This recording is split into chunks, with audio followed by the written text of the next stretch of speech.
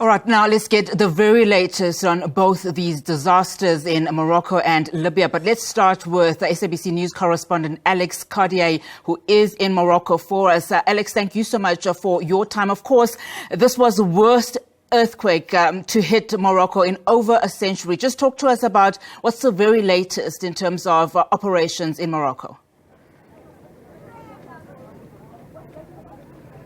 Yeah, you're absolutely right. It was the toughest earthquake in 60 years. That is what the people here in the High Atlas Mountains are dealing with. It is a very difficult situation. You've got two phases at the moment. At the very top of the mountains, up that road behind me, you have rescue teams who are just now reaching some of the most remote villages. We're talking 2,000 meters above sea level.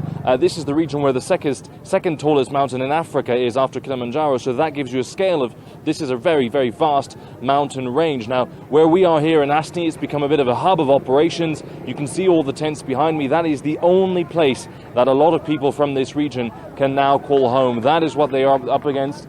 We see the groups of people coming here, collecting donations from trucks that are coming from all over Morocco and all over the world. But the thing to remember is that this was a region that relied very heavily on tourism. You can see the mountains behind me. It's known for its natural beauty and for its hiking. That is the future that they're worried about, and that is the future that is now uncertain.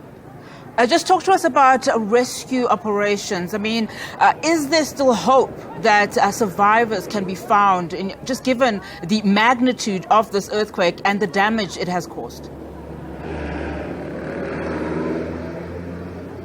Yeah, I think it's fair to say that any survivors being found now would be considered miraculous. And of course, those rescue efforts are still going on, still clearing rubble, still trying to find any survivors they can. The earthquake happened on Friday evening, late on Friday evening, and it's now Thursday afternoon. So that gives you a sense of the scale. And the Red Cross initially said the first 48 hours are crucial. Now, those rescue operations were a bit of a hybrid. We know that the Moroccan authorities, local ambulances and fire services were up within the first hour after the disaster. We know that was a situation that happened very, very quickly. The Moroccan military set up this field hospital behind me as well to help with those patients after a couple of days. But the stories we've heard the most are people with their bare hands rushing in. And one man who works for a sports charity up in these mountains said, look, the difficulty, the thing that really moved me is that I move a bit of rubble, I move a stone, I don't know who I'm going to find. Maybe it's a friend, maybe it's someone I know very well. And that is the grief and trauma that the people from this region are going to have to deal with now. And of course, those are emotional difficulties as well. Just talk to us about rescue efforts. What are some of the biggest need now in terms of those that are assisting? Of course, you have spoken to the Red Cross. We understand that the Red Crescent movement is also supporting there in Morocco. What is the biggest need at the moment for those teams? Well, what the people in these camps actually say is that they are not needing for much in the short term. There has been an outpouring of donations, of generosity from the Moroccan people, something that has been very moving to witness, in fact. And that is something that we've heard consistently from people saying we've got plenty of water, we've got blankets, we've got mattresses, we will be okay for the next few days. But that's just about it. The most urgent need is shelter. The thing we hear over and over again from the people staying out in these tents and in these rural areas is that at the moment we're okay because it's still warm. It's still about 25 degrees Celsius where I am now.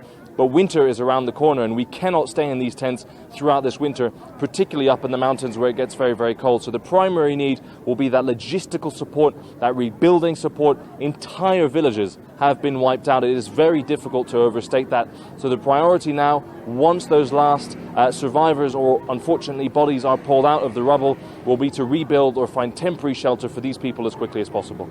Just as we wrap, are there any concerns in terms of, from authorities, in terms of something like this occurring again in the near future? Is everything stable at the moment? Things are stable at the moment. We stayed up in the mountains last night. There were some very minor aftershocks that were felt, but absolutely no damage caused by those. They are quite weak, to be frank about it. Now, down the road in Marrakesh, they were a little bit stronger. Teams down there reporting that actually it was quite nerve-wracking. But that is one thing that has loomed over this rescue effort since Friday, since that earthquake happened, is when and will we have an aftershock? When will it hit? Will we be in shelter? Will we be outside? And it's always in the back of your mind for everybody here. Most of them are still sleeping outside because they don't feel safe inside the buildings after that earthquake. Whether or not something else will hit, it is random. We do not know. It's very difficult to predict, and that makes that sense of fear, that tension, even more potent because it is always looming and you're never sure exactly when that aftershock might hit.